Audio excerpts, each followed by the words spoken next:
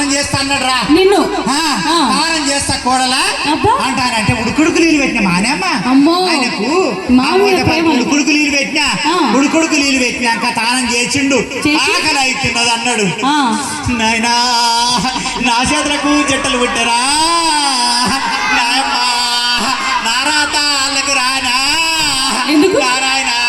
నన్ను బదలాం చేసేటోళ్లకు కొంపలకు కొరివి పెట్టనే నారాయణ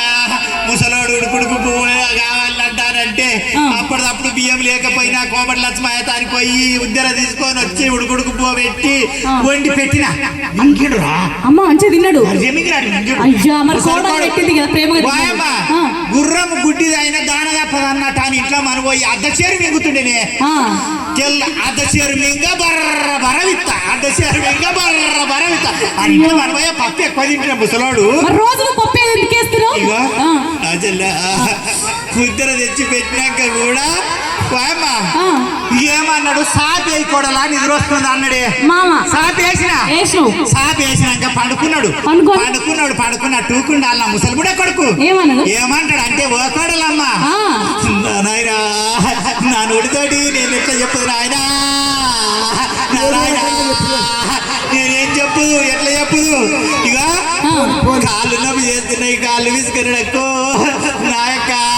కాళ్ళు విసికినక్క నా యొక్క చేతులు నవ్వు చేస్తున్నాయి చేతులు విసుకన్నాడక్క నా యొక్క చేతులు విసికినక్క నా యొక్క గొంతు నవ్వు చేస్తున్నది గొంతు విసుకన్నాడక్క నా యొక్క